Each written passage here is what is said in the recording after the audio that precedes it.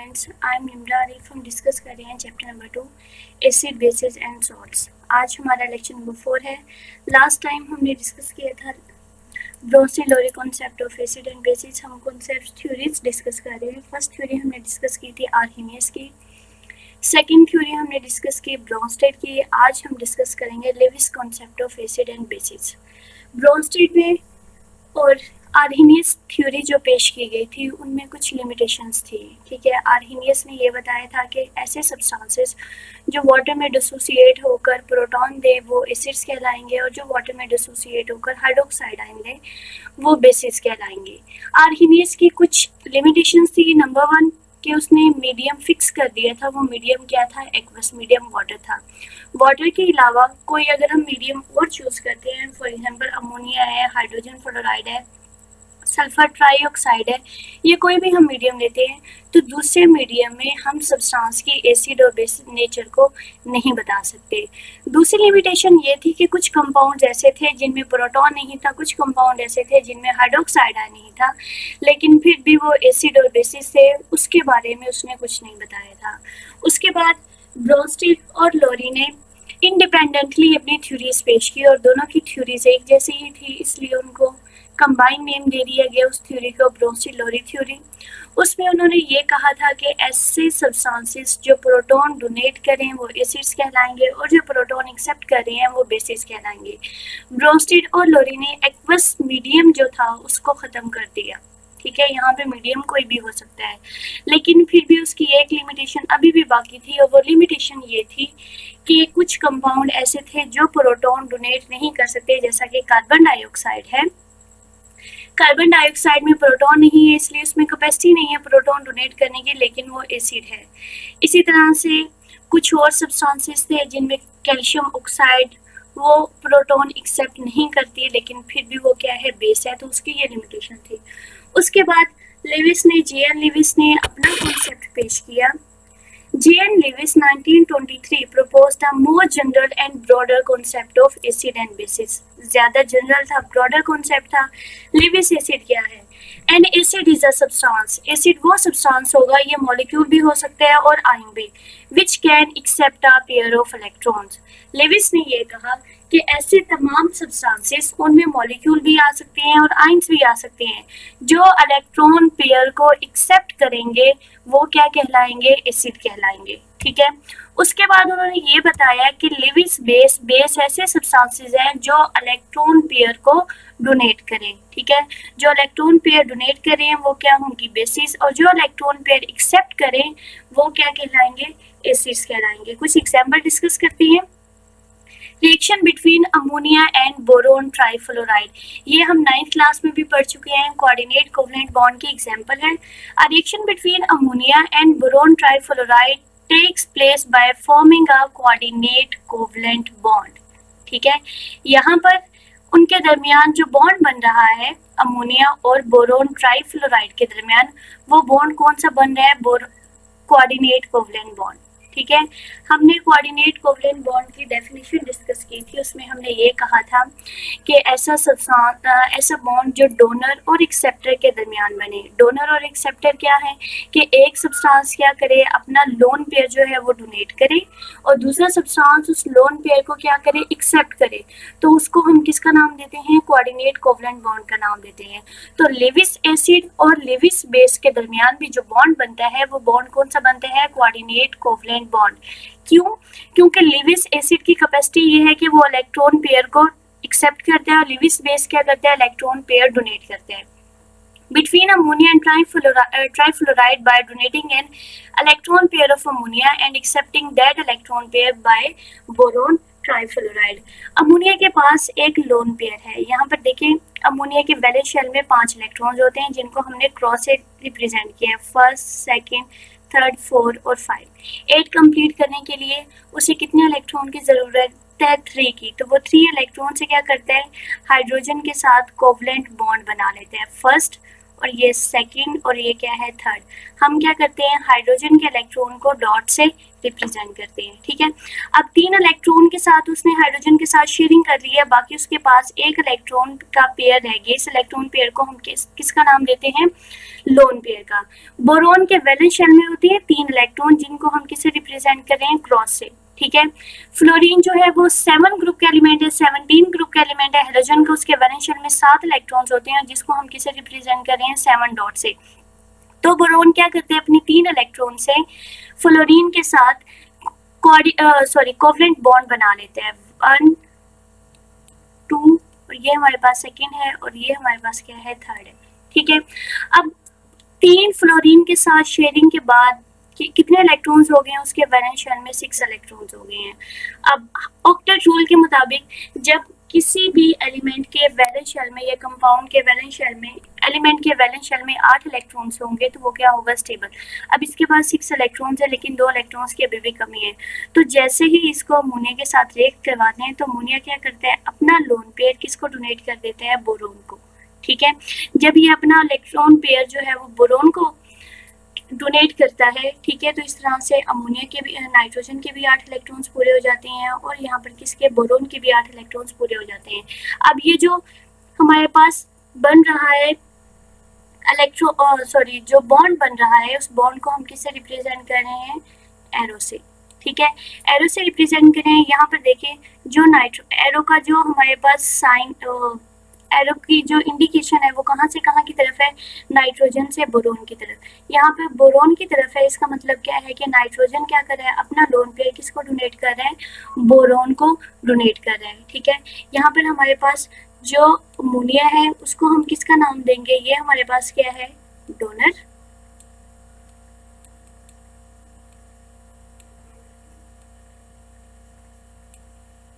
और दूसरा हमारे पास जो बोरोन ट्राइफ्लोराइड है वो हमारे पास क्या कहलाएगा एक्सेप्टर कहलाएगा, ठीक है।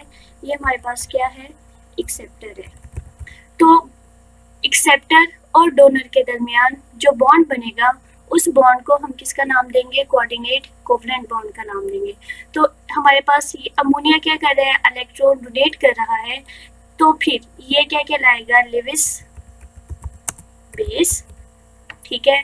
बोरोन ट्राइफ्लोराइड ने क्या किए हैं इलेक्ट्रॉन एक्सेप्ट किए हैं तो ये हमारे पास क्या कहलाएगा लेविस एसिड, ठीक है। तो लेविस एसिड और लेविस बेस के दरमियान जो बॉन्ड बनेगा वो बॉन्ड क्या कहलाएगा कोऑर्डिनेट कोवलेंट बॉन्ड कहलाएगा। ये तो थी हमारे पास फर्स्ट एग्जांपल। सेकंड एग्जांपल वही जो हमने कोऑर्डिनेट कोवलेंट बॉन्ड की पढ़ी थी वो हमारे पास एग्जांपल थी रिएक्शन बिटवीन हाइड्रोजन या reaction between proton and ammonia. अगर हम अमोनिया और प्रोटॉन के दरमियान भी रिएक्शन करवाते हैं, ठीक है, तो उसके दरमियान भी जो बॉन्ड बनेगा वो बॉन्ड कौन सा होगा कोऑर्डिनेट कोवलेंट बॉन्ड होगा। और वो भी हमारे पास प्रोटॉन क्या होगा लेविस एसिड और अमोनिया क्या होगा लेविस बेस। उसको हम आगे डिस्कस करते हैं। हमारे पास रिएक्शन है formation of ammonium ion. The cation proton itself are metal ions. अब देखिए केटाइन पे कौन सा चार्ज है पॉजिटिव चार्ज है। पॉजिटिव चार्ज का मतलब है कि इलेक्ट्रॉन्स की कमी है तो वो क्या करेंगे इलेक्ट्रॉन एक्सेप्ट करेंगे। तो जितने भी केटाइंस हैं वो क्या है act as a Lewis acid, वो लेविस एसिड के तौर पे काम करते हैं। For example a reaction between किसके दरमियान reaction proton H positive hydrogen ion और अमोनिया NH3, ठीक है, where H positive act as an acid and ammonia act as a base. Ammonia किसके तौर पे काम करेगा बेस के तौर पे। प्रोटॉन, ठीक है, हाइड्रोजन के पास एक इलेक्ट्रॉन है वही अपना उसने इलेक्ट्रॉन क्या कर दिया लूज कर दिया तो उसके पास अब कोई भी इलेक्ट्रॉन नहीं है। अब उसे अपना डुप्लेट जो है वो कंप्लीट करने के लिए या फर्स्ट शेल में 2 इलेक्ट्रॉन्स कंप्लीट करने के लिए उसे क्या चाहिए इलेक्ट्रॉन्स चाहिए। तो अमोनिया के पास क्या है एक लोन पेयर है तो अमोनिया क्या करता है अपना वो लोन पेयर हाइड्रोजन को क्या कर देता है डोनेट करता है और ये जो आयन बनता है NH4 पॉजिटिव उसको हम नाम देते हैं अमोनियम आयन का। NH3 अमोनिया ने क्या किया है इलेक्ट्रॉन जो है वो डोनेट कर रहे हैं तो अमोनिया क्या होगी लेविस एसिड और डोनर का नाम देंगे। हाइड्रोजन जो है H पॉजिटिव उसने क्या किया इलेक्ट्रॉन एक्सेप्ट किए हैं तो वो एक्सेप्टर है और वो हमारे पास क्या कहलाएगा, लेविस एसिड कहलाएगा। तो लेविस एसिड और लेविस बेस के दरमियान जो बॉन्ड बनेगा उस बॉन्ड को हम नाम देंगे कोऑर्डिनेट कोवलेंट बॉन्ड का नाम देंगे। एडक्ट किसे कहते हैं? The product of any Lewis acid base reaction is a single species. अगर हम बैक पर जाते हैं, हमारे पास यहाँ पे जो प्रोडक्ट बन रहा है वो सिर्फ एक ही स्पीशी बन रही है NH4, ठीक है। अगर हम और बैक पे जाते हैं, अमोनियम और बोरोन ट्राइफ्लोराइड के दरमियान प्रोडक्ट देखते हैं तो उस पर भी हमारे पास क्या बन रही है, हमारे पास एक ही स्पीशी बन रही है। तो जब भी हम लेविस एसिड और लेविस बेस का आपस में रिएक्शन करवाएंगे, जो प्रोडक्ट होगा वो सिर्फ एक ही प्रोडक्ट बनेगा और उसको हम नाम देंगे एडक्ट का। The product of any Lewis acid base reaction is a single species called an adduct, उसको हम एडक्ट का नाम देंगे। अब यहाँ पर आपसे शॉर्ट क्वेश्चन पूछा जा सकता है, ये ऐसे कौन से सब्सटेंसेज हैं जो लिविस एसिड के तौर पे काम करते हैं, या फिर आपसे ये भी पूछा जा सकता है कि प्रॉपर्टीज बताएं लिविस एसिड्स की क्या होंगी। According to the Lewis concept, the following species can act as Lewis acid. Number 1, molecules in which central atom has incomplete octet. ऐसे मॉलिक्यूल जिनमें जो सेंट्रल एटम है, यानी कि जो मेटल हमारे पास एटम होगा उसका ऑक्टेट क्या होगा, इनकम्प्लीट। जैसे कि BF3 है, बोरोन के वैलेंस शेल में 3 इलेक्ट्रॉन्स होते हैं, ठीक है। इसी तरह से एल्यूमिनियम के वैलेंस शेल में कितने इलेक्ट्रॉन्स होते हैं, 3। आयरन के वैलेंस शेल में इलेक्ट्रॉन्स होते हैं 3। अब वो 3 इलेक्ट्रॉन की शेयरिंग फ्लोरीन या क्लोरीन के साथ कर लेते हैं तो इलेक्ट्रॉन्स 6 हो जाते हैं, लेकिन अभी भी 2 इलेक्ट्रॉन्स की उनके पास कमी होती है। तो ऐसे तमाम कंपाउंड्स या मॉलिक्यूल जिनमें सेंट्रल एटम जो है वो इनकम्प्लीट होता है, ठीक है। The central atom have only 6 electron around them, उनके अराउंड में कितने इलेक्ट्रॉन्स होते हैं, 6 electron. Therefore these can accept an electron pair, वो इलेक्ट्रॉन पेयर को एक्सेप्ट कर सकते हैं। तो उसको, और डेफिनेशन में ही हमने यही कहा है कि ऐसे तमाम सब्सटेंसेस जो इलेक्ट्रॉन पेयर को एक्सेप्ट करेंगे वो क्या कहलाएंगे, लेविस एसिड्स कहलाएंगे। आपसे एग्जांपल MCQs भी पूछा जा सकते हैं, इस तरह से आपको ऑप्शन दे दिए जाए BF3 AlCl3 FeCl3, आप बताएं जी इसमें से लेविस एसिड्स कौन से हैं, तो आप ऑप्शन जो है वो टिक करेंगे कि ये सब के सब जो है वो क्या है, लेविस एसिड्स हैं। सेकेंड प्रॉपर्टी क्या है, simple cations act as Lewis acid. जो सिंपल कैटाइंस है जिनके ऊपर पॉजिटिव चार्ज होगा वो भी लेविस एसिड के तौर पे काम करते हैं। All cations act as Lewis acid since they are deficient in electrons, क्योंकि इनमें इलेक्ट्रॉन्स की क्या होती है, कमी होती है। However cations such as sodium, potassium और calcium ion ETC have a very little tendency to accept electrons. इनमें लिटिल टेंडेंसी होती है इलेक्ट्रॉन एक्सेप्ट करने की। क्यों? क्योंकि सोडियम जो है, पोटाशियम जो है, इनके वैलेंस शेल में 1 इलेक्ट्रॉन है, ये 7 इलेक्ट्रॉन को गेन नहीं कर सकते। ये 1 इलेक्ट्रॉन को लूज करने के बाद इनका जो ऑक्टेट है वो कंप्लीट हो जाता है, ठीक है। हम ये 9th क्लास में डिटेल से पढ़ चुके हैं। सोडियम का फर्स्ट शेल में 2 इलेक्ट्रॉन्स होते हैं, सेकंड शेल में कितने इलेक्ट्रॉन्स होते हैं, 8, और थर्ड शेल में इलेक्ट्रॉन होता है 1, ठीक है। जब वो 1 इलेक्ट्रॉन लूज कर देती है तो सेकंड शेल उसका क्या होता है, वैलेंस शेल जो होगा वो सेकंड शेल होगा, उसमें 8 इलेक्ट्रॉन पूरे होते हैं तो उनका ऑक्टेट क्या हो जाता है, कंप्लीट। इसी तरह से पोटाशियम का भी और कैल्शियम का भी जब इनके ऑक्टेट कंप्लीट होते हैं तो उसकी वजह से इनमें बहुत कम टेंडेंसी होती है इलेक्ट्रॉन एक्सेप्ट करने की। वाइल कैटाइंस लाइक हमारे पास क्या है, प्रोटॉन। अभी हमने बात की थी कि प्रोटॉन के वैलेंस शेल, प्रोटॉन के पास सिर्फ 1 इलेक्ट्रॉन होता है हाइड्रोजन के पास, ठीक है। जब हाइड्रोजन अपना 1 इलेक्ट्रॉन लूज कर देगा तो H पॉजिटिव उसके पास अब कोई इलेक्ट्रॉन नहीं है, तो उसे अपना डुप्लीट कंप्लीट करने के लिए, ठीक है, उसे कितने इलेक्ट्रॉन्स चाहिए, 2 इलेक्ट्रॉन्स चाहिए। इसी तरह से सिल्वर आयंस को भी इलेक्ट्रॉन चाहिए ताकि वो अपना ऑक्टेट कंप्लीट कर सके, और इनमें ग्रेटर टेंडेंसी होती है इलेक्ट्रॉन एक्सेप्ट करने की, और इनको हम किसका नाम देते हैं, लेविस एसिड्स का नाम देते हैं।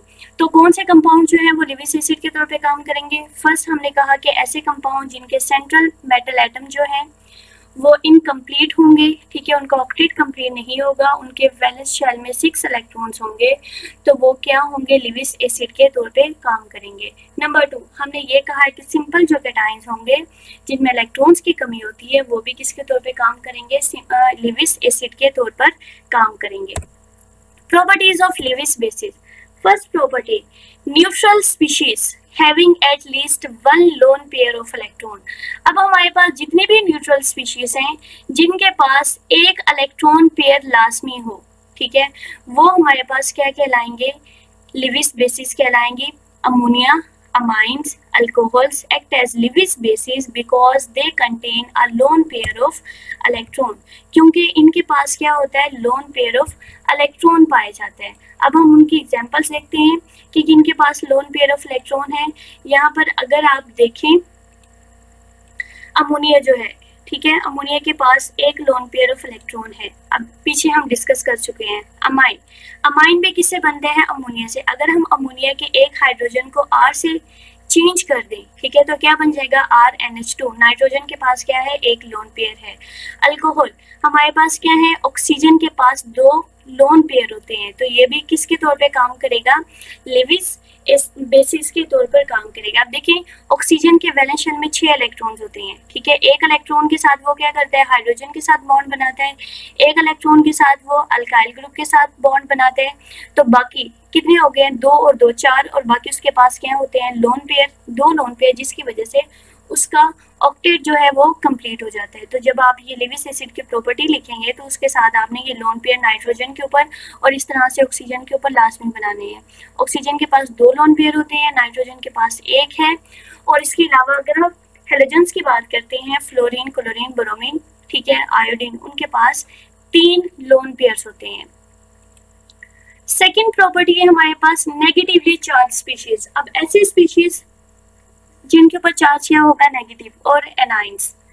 For example chloride, cyanide, hydroxide ions etcetera act as a Lewis basis.